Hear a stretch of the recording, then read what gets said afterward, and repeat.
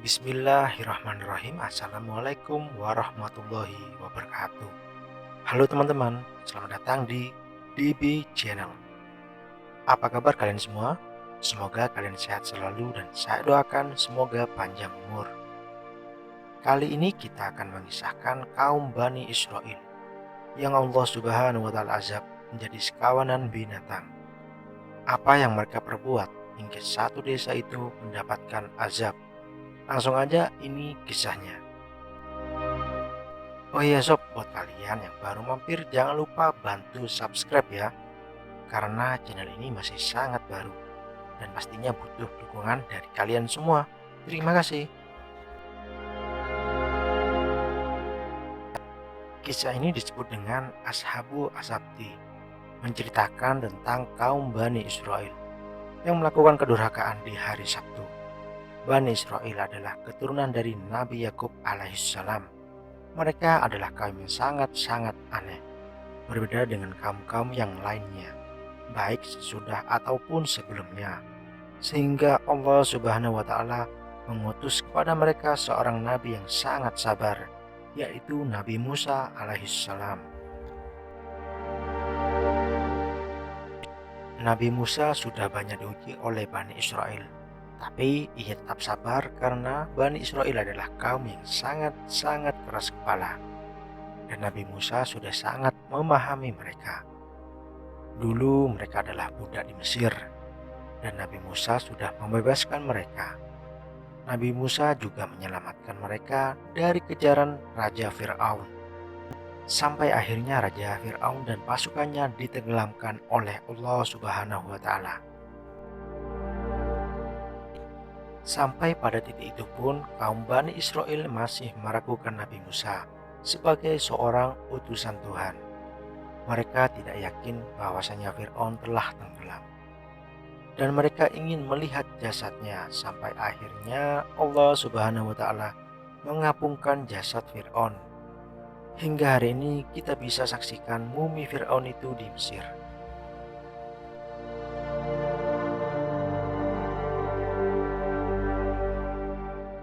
Setelah Bani Israel melihat jasad Fir'aun mengapung ke atas, baru mereka percaya. Namun hal itu tidaklah berlangsung lama. Terkadang mereka masih saja meragukan Nabi Musa sebagai utusan Allah Subhanahu wa taala. Setelah mereka baru diselamatkan oleh Allah dari lautan yang terbelah, mereka sampai di sebuah kampung yang dimana orang kampung itu menyembah berhala. Tiba-tiba mereka mengatakan kepada Nabi Musa, "Ya Musa, jadikan untuk kami banyak Tuhan, jangan hanya satu Tuhan saja, sebagaimana penduduk di desa ini. Jika kita memohon doa dan tidak dikabulkan, maka kita bisa memohon kepada Tuhan yang lainnya." Mungkin itulah yang ada di benak kaum Bani Israel. Padahal kaum Bani Israel sendiri baru saja diselamatkan dan sudah ditanamkan tauhid. Tapi mereka sudah berpaling dan melakukan kesyirikan lagi kepada Allah Subhanahu wa taala.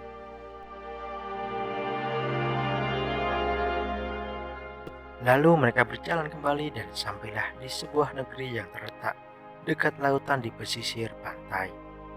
Ada satu negeri yang dimana mata pencaharian mereka sebagai nelayan. Dan ada yang mengatakan nama kampung itu adalah Ila. Kampung ini terletak di Palestina. Sekarang daerah itu telah direbut oleh Israel dan masuk wilayah Israel. Ada yang mengatakan bahwa penghuninya berjumlah 70.000 orang saja. Dan penghasilan mereka hanyalah menangkap ikan. Namun suatu hari kampung itu melakukan kemaksiatan di hari Sabtu. Mereka melanggar aturan yang telah ditetapkan di desa tersebut, yang mengakibatkan mereka semua menjadi binatang.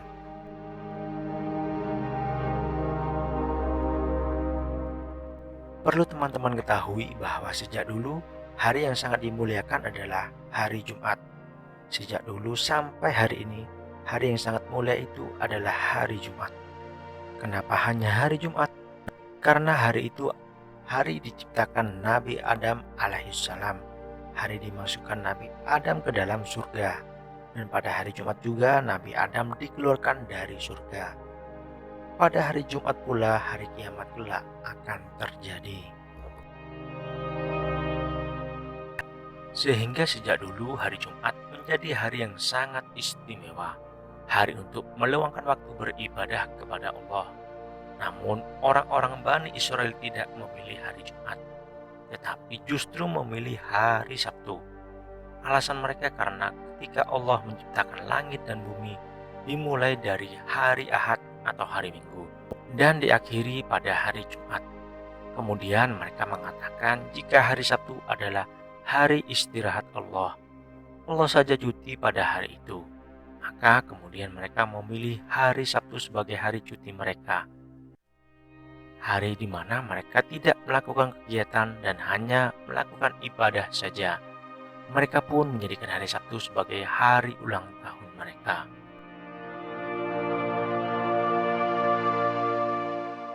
Hal itu juga dilakukan oleh orang-orang Nasrani. Mereka juga tersesat dan tidak memilih hari Jumat. Mereka memilih hari Ahad atau hari Minggu sebagai hari untuk mereka fokuskan beribadah, dan di hari lain baru mereka sibuk untuk mencari dan mengejar urusan duniawi. Akan tetapi Rasulullah Shallallahu Alaihi Wasallam Allah beri hidayah untuk memilih hari Jumat. Akhirnya Allah karuniakan hari Jumat untuk kaum muslimin. Allah sendiri yang memilihnya, karena hari itu hari yang sangat istimewa atau disebut Sayyidul Ayyam, pemimpinnya hari-hari. Bahkan sampai hari ini jika ada orang yang meninggal di hari Jumat, diyakini orang itu husnul khotimah. Wallahu a'lam. Sementara itu di hari Sabtu bagi orang-orang Bani Israel adalah hari yang sangat istimewa. Bahkan di dalam hukum Taurat mereka tidak boleh melakukan kegiatan apapun. Kemudian Allah Subhanahu wa taala menguji mereka Bani Israel yang tinggal di dalam kampung Ila itu. Allah Subhanahu wa taala memberi mereka ujian. Maka datanglah kepada mereka ikan-ikan terapung di dalam permukaan air. Mereka hanya tinggal ambil saja, dan saat itu adalah hari Sabtu. Namun anehnya ikan-ikan itu tidak muncul kecuali pada hari Sabtu saja. Itulah godaan Bani Israel. Di hari-hari lain ikan-ikan itu tidak nampak, namun di hari Sabtu ikan-ikan itu berkumpul dan loncat-loncat di pinggir laut. Mereka kemudian berpikir bagaimana caranya menangkap ikan-ikan yang bermunculan di hari Sabtu itu. Akhirnya mereka memasang jaring atau jala di hari Jumat agar ikan-ikan yang bermunculan di hari Sabtu itu tertangkap, dan mereka mengambilnya di hari Ahad atau hari Minggu. Mereka mencoba mengakali apa yang sudah ditetapkan oleh Allah. Disinilah bentuk pelanggaran Bani Israel. Mereka melakukan kefasikan. Mereka memasang jaring di hari Jumat dan akan dipanen pada hari Minggu. Mereka melakukan hal itu bertahun-tahun lamanya, sampai pada akhirnya mereka tidak lagi memasang jaring di hari Jumat lagi, tetapi mereka mulai menangkap ikan di hari Sabtu. Mereka telah melanggar aturan yang telah mereka buat sendiri. Saat itulah azab Allah Subhanahu wa taala turun.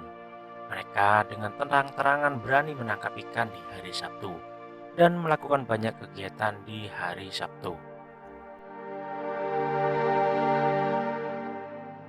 Dan pada akhirnya kampung itu terbagi menjadi 3 kelompok. Kelompok pertama adalah kelompok yang memang dengan sengaja tidak melakukan ibadah. Mereka justru melakukan kegiatan. Mereka melanggar ketentuan Allah. Mereka dengan terang-terangan mencari ikan di hari Sabtu. Dan kelompok yang kedua ini yang berusaha untuk menasihati agar mereka menghentikan perbuatan itu, karena mereka tidak ingin nanti azab Allah akan turun kepada mereka. Dan kelompok yang ketiga adalah kelompok yang diam saja, tidak mau menasihati, dan juga tidak ikut terlibat dalam pencarian ikan. Malah mereka bilang kepada kelompok yang menasihati, "Ngapain kalian menasihati mereka? Biarkan saja, biarkan azab Allah yang menimpa mereka nanti." Sebenarnya banyak di antara golongan tiga ini orang-orang yang beriman, namun mereka acuh.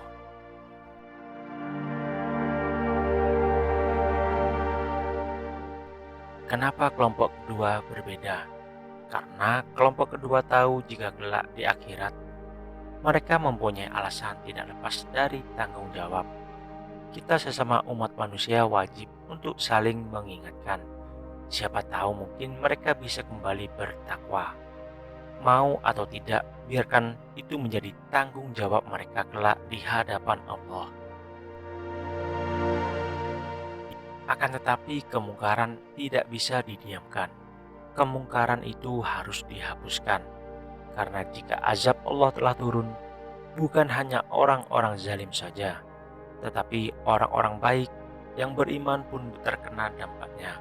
Karena itulah pentingnya kita melakukan ingkar kepada kemungkaran. Suatu hari, orang-orang yang mencari ikan di hari Sabtu merasa tenang karena tidak ada azab Allah yang turun. Mereka kemudian terjadi perpecahan menjadi 3 kelompok. Dan kelompok yang kedua ini mengambil sikap mereka membuat pagar atau benteng sebagai pembatas antara mereka. Kelompok kedua berpikir jika seandainya azab Allah Subhanahu wa Ta'ala turun, maka mereka tidak akan terkena azab. Pada suatu hari di hari Sabtu datanglah ikan-ikan dengan jumlah yang sangat banyak. Tidak seperti hari Sabtu yang terdahulu. Kelompok satu pun semakin semangat untuk melakukan kemungkaran. Mereka lupa akan datangnya azab. Mereka lebih mengutamakan urusan dunia. Mereka semua berbondong-bondong pergi ke laut. Sementara itu di sisi lainnya di desa Ilah, yaitu golongan 2 yang sudah terpisah oleh benteng yang tinggi. Mereka tiba-tiba tidak mendengar keramaian di balik benteng yang biasanya terjadi pada hari Sabtu. Tetapi di hari itu terasa sangatlah sepi. Orang-orang saleh di balik benteng itu pun bingung. Biasanya ramai, tapi kenapa hari ini menjadi sepi? Akhirnya mereka mengutus satu orang untuk mencoba menggedor pintu bentengnya. Tetapi tidak ada yang menjawab dari sebelah. Karena penasaran, salah satu dari mereka memanjat benteng. Sesampainya di atas, dia tidak melihat satupun manusia. Dia justru melihat banyak kera-kera dan babi saja. Menurut para ahli tafsir, yang muda-muda menjadi kera dan yang tua menjadi babi. Akhirnya orang-orang saleh itu menyadari bahwa azab Allah Subhanahu wa Ta'ala telah turun. Sesungguhnya banyak saudara dari orang-orang saleh ini berada di balik benteng. Karena berbeda pendapat, mereka berpisah. Mereka tidak tahu mana keluarganya karena mereka semua berubah menjadi binatang. Karena takut akan azab yang telah terjadi, orang-orang saleh tidak membuka gerbang benteng. Setelah 3 hari kemudian, Allah Subhanahu wa Ta'ala membinasakan mereka semua, kelompok 1 dan 3.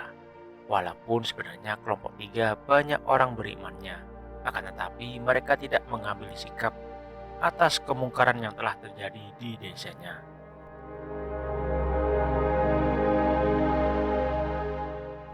Itulah kisah Ashabu As-Sabti. Kesimpulan dari kisah ini adalah bahwasanya kita tidak boleh membiarkan kezaliman merajalela. Kita haruslah mengambil sikap semampunya dan tidak boleh hanya berdiam diri. Buat kalian yang masih menyimak hingga video akhir ini, saya ucapkan terima kasih. Dibantu subscribe ya untuk saran dan masukan agar channel ini berkembang menjadi lebih baik. Kalian tulis di kolom komentar. Mohon maaf jika ada salah pengucapan dan kata-kata. Assalamualaikum warahmatullahi wabarakatuh.